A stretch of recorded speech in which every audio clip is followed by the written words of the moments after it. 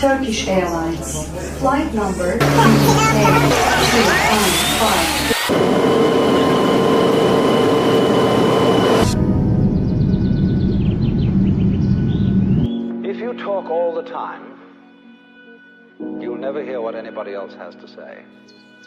And therefore all you'll have to talk about is your own conversation. The same is true for people who think all the time. That means, when I use the word think, talking to yourself, subvocal conversation, the constant chit-chat of symbols and images and talk and words inside your skull. Now, if you do that all the time, you'll find that you've nothing to think about except thinking.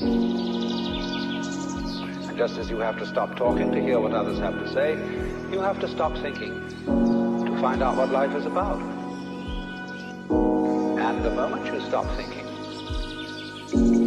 you become into immediate contact with the unspeakable world.